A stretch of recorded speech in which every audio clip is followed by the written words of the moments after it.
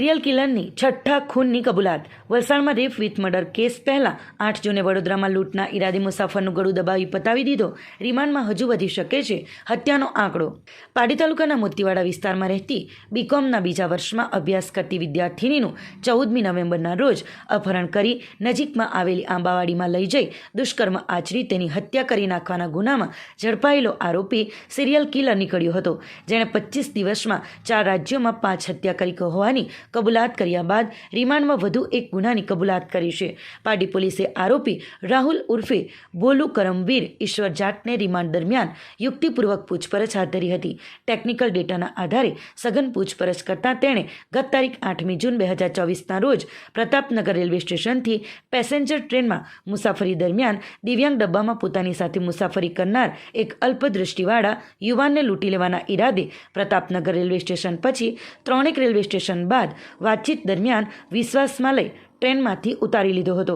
Railway સ્ટેશનથી વડોદરા જતા main road તરફ લઈ જઈ થોડે દૂર આવેલા ખુલ્લા પ્લોટમાં આરોપી રાહુલ જાટ યુવાનને લઈ ગયો હતો, જ્યાં તેની સાથે ઝપાઝપી કરી તેનું સાંકળથી ગળું દબાવી હત્યા કરી નાખી હતી. સિરિયલ કિલર રાહુલ જાટે અજાણ્યા ઈસમની હત્યા કરી તેની પાસેથી રોકડા રૂપિયા તેમજ મોબાઈલ લૂંટી લીધા હતા.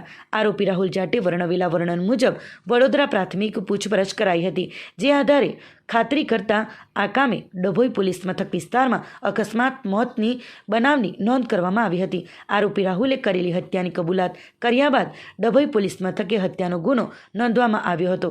ડભોઈ પોલીસ મથક વિસ્તારમાં રાહુલે કરેલી હત્યાની ઘટનામાં મૃત્યુ પામનાર યુવક ફયાઝ અહમદ મહેમૂદ અહમદ શેખ રહે અકલકુવા નંદુરબાર મહારાષ્ટ્રનો હોવાનું જાણવા મળ્યું હતું. મૃતકના પિતાએ ડભોઈ પોલીસ સ્ટેશન ખાતે હત્યારા રાહુલ જાટ વિરુદ્ધ ફરિયાદ નોંધાવી હતી. વલસાડ પોલીસે સિરિયલ કિલરની યુક્તિપૂર્વક રિમાન્ડ દરમિયાન પૂછપરછ કરતા વધુ હત્યાઓનો ભેદ ખુલવાની સંભાવનાઓ છે.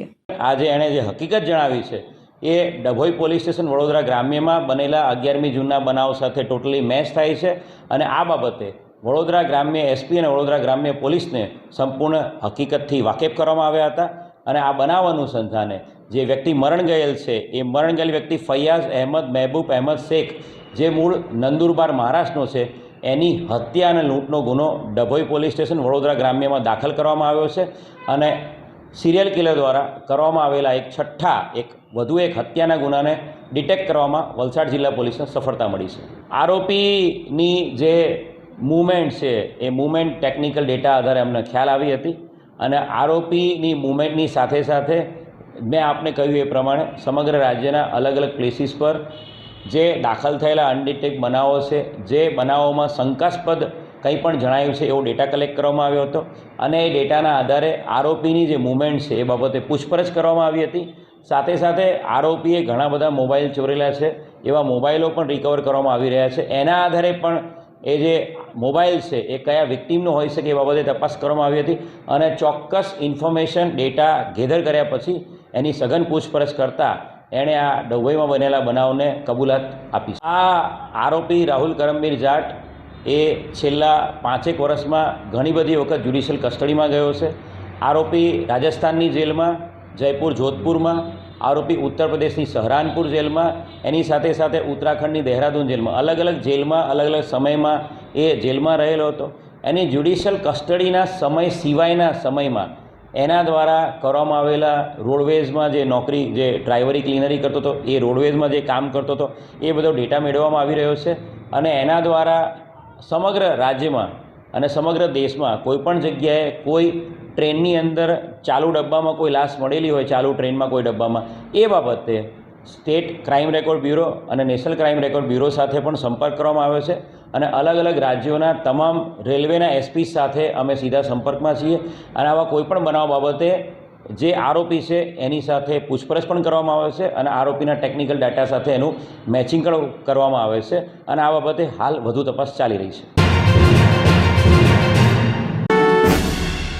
સંઘ પ્રદેશ દમણના નાની દમણ ખારીવાડ હોટલ રાજ પેલેસની બાજુમાં આવેલ જમુના એપાર્ટમેન્ટમાં 5મા માળા પર આવેલ એક ફ્લેટમાં આગ લાગવાનો બનાવ બનવા પામ્યો હતો.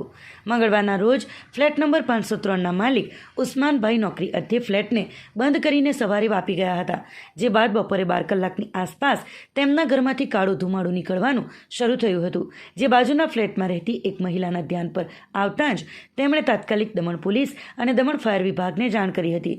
આગ વધુ પ્રસરે તે પહેલાં બિલ્ડિંગમાં રહેતા અન્ય રહીશો પણ સુરક્ષાના ભાગરૂપે પોતાના ફ્લેટમાંથી પરિવાર અને બાળકો સાથે સુરક્ષિત રીતે નીચે જતા રહ્યા હતા, જ્યારે અમુક લોકો ટેરેસ પર ખુલ્લી જગ્યાએ પહોંચી ગયા હતા. બનાવની જાણકારી મળતાની સાથે જ નાની દમણના સોમનાથ ફાયર વિભાગની 3 ગાડી અને મોટી દમણ ફાયર વિભાગની 1 ગાડી મળી કુલ 4 ફાયર ફાઇટરોની ટીમ જગ્યા સ્થળ પર આવી ફ્લેટનો દરવાજો બહારથી તોડી અંદર પ્રવેશી પાણી અને ફોર્મનો મારો ચલાવી આગ પર ગણતરીની મિનિટોમાં જ કાબૂ મેળવી લીધો હતો. જો કે ફાયરની ટીમ આવે તે પહેલાં જ રૂમમાં મૂકેલો ઘરવખરીનો સામાન બળીને ખાખ થઈ ગયો હતો. સદનસીબે આ ઘટનામાં કોઈપણ વ્યક્તિને ઈજા કે જાનહાનિ થવા પામી ન હતી. આગ લાગવાનું પ્રાથમિક તારણ શોર્ટ સર્કિટના કારણે આગ લાગી હોવાનું જાણવા મળી રહ્યું છે.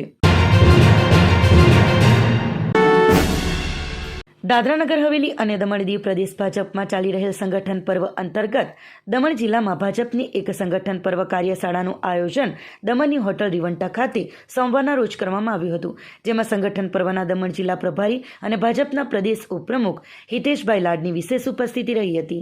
આ કાર્યશાળામાં બૂથ અને મંડળનું કમ્યુનિટીઓના ગઠનની બાબતમાં વિસ્તૃત જાણકારી આપવામાં આવી હતી. ઉપસ્થિત કાર્યકર્તાઓને પ્રદેશમાં ચાલી રહેલા ભાજપના પ્રાથમિક સદસ્યતા અભિયાનને ઓર વધુ ગતિ આપવાના વિષયમાં પણ માર્ગદર્શન અપાયું હતું.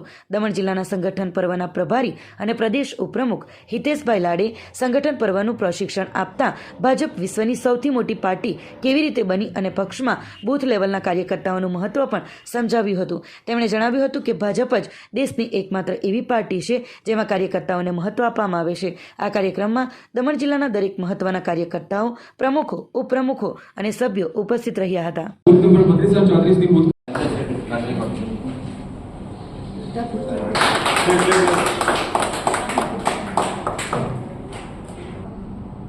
प्रदेश पदाधिकारी हो, कोई मोर्चा नो नेता हो, इनसे बूथ समिति इनसे सभी ने यहाँ पे मार्गदर्शन दिया.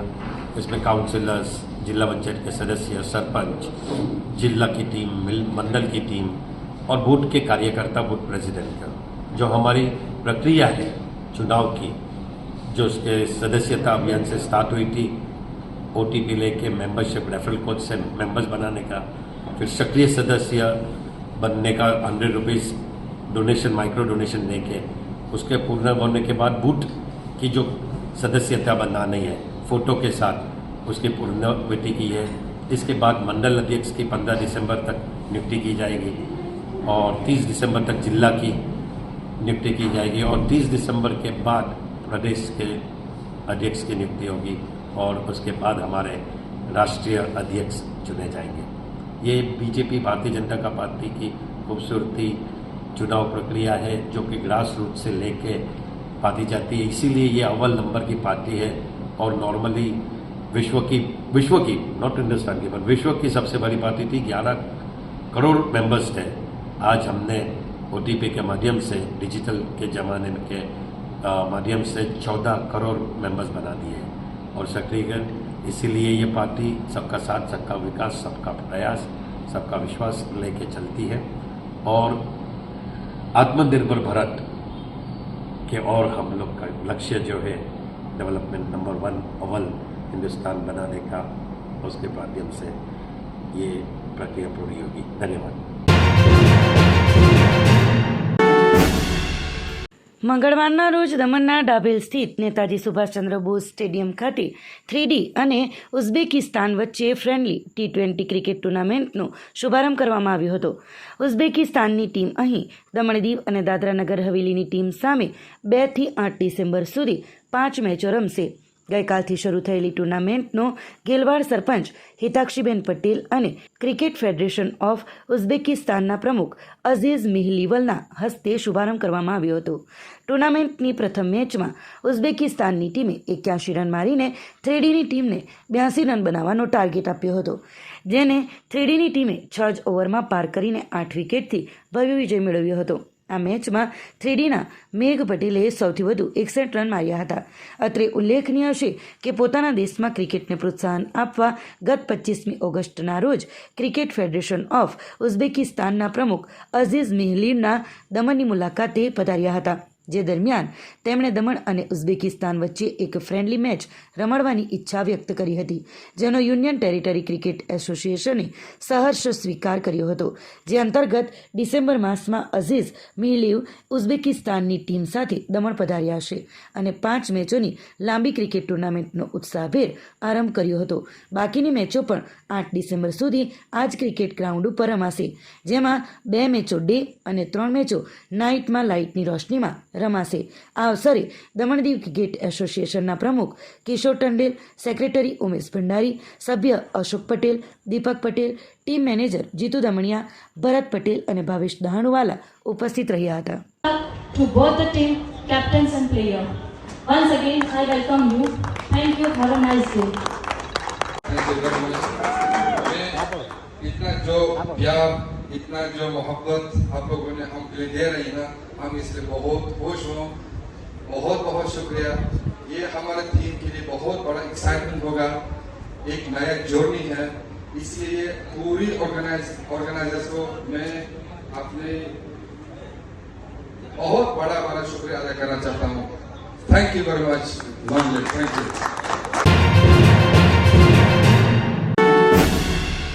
દાદરાનગર હવેલી રેડક્રોસ સોસાયટી દ્વારા સંચાલિત દિવ્યાંગ પુનર્વાસ કેન્દ્ર સેલવાસમાં વિશ્વ દિવ્યાંગ દિવસ સમારોહનું આયોજન કરાયું.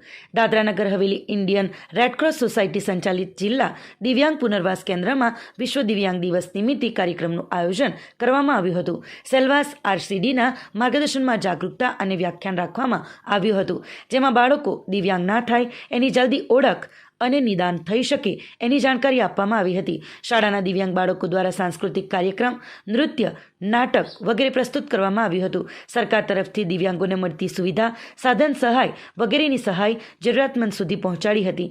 દિવ્યાંગજનો પણ સમાજના મુખ્યધારા સાથે ભળે અને આર્થિક તેમજ સામાજિક સ્તરે આગળ વધે, આ માટે સંસ્થા દ્વારા પ્રયાસો થઈ રહ્યા છે. દિવ્યાંગજનો પણ દરેક ક્ષેત્રે આગળ વધે એ દિશામાં માર્ગદર્શન પણ આપવામાં આવી રહ્યું છે.